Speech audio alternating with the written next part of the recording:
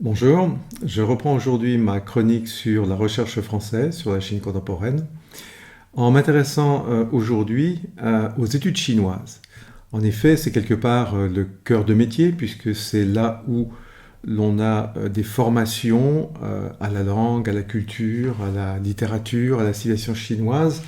Et on le verra, c'est là aussi où beaucoup de chercheurs en sciences sociales sur la Chine contemporaine trouvent refuge, faute de trouver des postes dans les départements de sciences sociales des universités.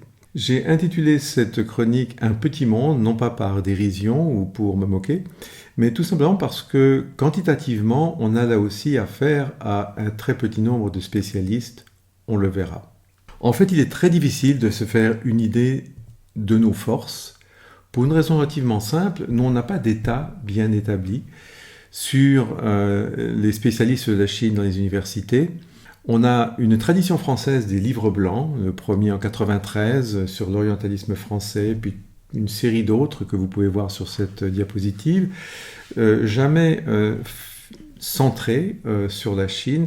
Mais en fait, ces livres blancs, en réalité, sont des exercices purement administratifs, on peut dire, parce que malheureusement, il n'en a jamais résulté une politique ou des politiques visant à renforcer tel ou tel champ, et notamment celui des études chinoises. Le dernier en date avait été entrepris en 2020 par le JISAZI, la demande du ministère. J'y ai contribué, en ayant d'ailleurs accepté presque à reculons d'y participer, tant j'avais des doutes sur la validité et l'utilité de l'exercice. Eh bien, je ne m'étais pas beaucoup trompé, puisque ce rapport lancé en 2020 n'a jamais été rendu public. J'ai rendu public, moi, sur le blog de recherche de mon projet, la note que j'avais rédigée. Il est difficile de se faire une idée des forces en présence parce que l'on ne trouve pas d'informations construites, même sur le site de l'Association française d'études chinoises. Il n'y a pas d'état des lieux ou de liste des établissements qui dispensent des formations ou qui forment à la recherche dans le domaine chinois. J'ai donc procédé à une recherche sur Internet et malheureusement là aussi on se heurte à une autre difficulté. La plupart des sections ou des départements d'études chinoises n'ont pas de site web. Ils ont le plus souvent au mieux une page web qui présente les formations avec la mention d'un ou deux enseignants-chercheurs, personnes contact, responsables de formation, sans avoir beaucoup plus d'informations d'ailleurs sur ce qu'ils font. Ça a été une de mes difficultés. Alors, je vais commencer par, comme d'habitude, une sorte de tour de France pour vous montrer comment se répartissent ces établissements qui dispensent une formation. On voit sur cette carte qu'ils sont répartis un petit peu sur tout le pourtour de l'Hexagone, avec bien sûr un centre très important à Paris qui tient à la présence de deux établissements, j'y reviendrai, et puis un arc méridional qui comprend en partie Lyon, où l'on a effectivement des établissements plus importants. La taille des cercles est proportionnelle au nombre d'enseignants-chercheurs dans chaque département. Principalement, je montre ici les formations dites LLCER, cela veut dire langue, littérature et civilisation étrangère et régionale. Voilà, on met ensemble le chinois et le corse dans ces dénominations typiquement françaises. Et l'autre type de formation, c'est LEA, langues étrangères appliquées, qui combine généralement une autre langue, chinois-anglais, chinois-espagnol, pourquoi pas, et des cours de formation beaucoup plus professionnels. En fait, dans la plupart des lieux où sont dispensées des licences LLCER, il y a bien souvent aussi des licences et des masters LEA. J'ai voulu simplement montrer en vert là où il n'y avait que des formations LEA, c'est-à-dire des formations beaucoup plus élémentaires au niveau de la langue et où les enseignants-chercheurs ont malheureusement souvent peu la possibilité de faire de la recherche. Lorsque l'on regarde la répartition, on voit évidemment que les forces sont principalement à Paris, avec notamment l'INALCO, avec 14 personnes, Paris-Cité, deuxième grand pôle, avec 12 personnes, et puis ensuite Bordeaux, Lyon 3, Montpellier, Aix-Marseille, etc. On voit donc qu'il n'y a pas une masse énorme de chercheurs, surtout dès que l'on franchit Aix-Marseille, on tombe dans des effectifs qui sont relativement faible. Pour l'essentiel, bien sûr, ce sont des spécialistes de langue et de littérature, et c'est parfaitement naturel, parfaitement légitime, puisque c'est le cœur de la formation, mais on se rend compte aussi de la forte proportion de spécialistes des sciences sociales. C'est en effet dans ces départements que les historiens, les sociologues, les politologues, bien souvent trouvent un emploi qu'ils ne trouvent pas ailleurs.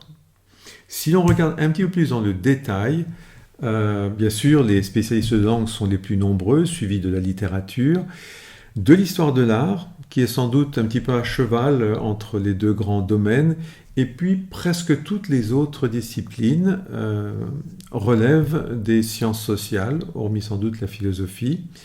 Là encore, vous voyez que les effectifs sont par discipline relativement modérés, 5 en sociologie, 4 en sciences politiques, etc., 3 en histoire.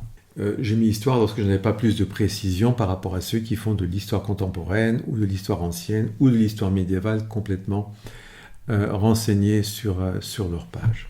Au final, vous avez ici les statistiques. Si je fais le total, je me retrouve avec 78 enseignants-chercheurs spécialistes de la Chine dans ces départements d'études chinoises, avec 26 d'entre eux dans 2 établissements, l'INALCO et Paris-Cité.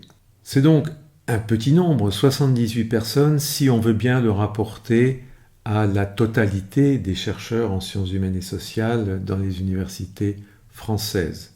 Ils viennent s'ajouter bien sûr à tous ceux que j'ai évoqués précédemment, les chercheurs au CNRS ou dans d'autres établissements. Parmi ces 78, une fois encore, une partie seulement sont spécialistes des sciences sociales. À côté des universités et de leur département d'études chinoises, il y a 3 établissements qui comptent beaucoup dans la formation sur la Chine contemporaine. Alors, il était peut-être un peu paradoxal de les mettre ici, mais je ne voulais pas faire une chronique spécialement pour ces 3 établissements. Le plus important, à mon sens, c'est bien sûr l'école des études en sciences sociales, parce qu'elle comporte un assez grand nombre de spécialistes de la Chine contemporaine, et l'école pratique des hautes études, ainsi que l'école française d'Extrême-Orient. À l'EHESS, on compte 5 enseignants-chercheurs qui sont spécialistes de la Chine contemporaine, principalement en anthropologie, en histoire intellectuelle. L'école pratique des hautes études n'a pas vraiment vocation à travailler sur le monde contemporain, du moins dans le domaine chinois, mais on y compte un chercheur spécialiste des religions qui touche aussi au domaine contemporain. L'école française d'Extrême-Orient, pour ce qui touche au domaine chinois, de la même manière, ne compte pas vraiment beaucoup de spécialistes de la Chine contemporaine.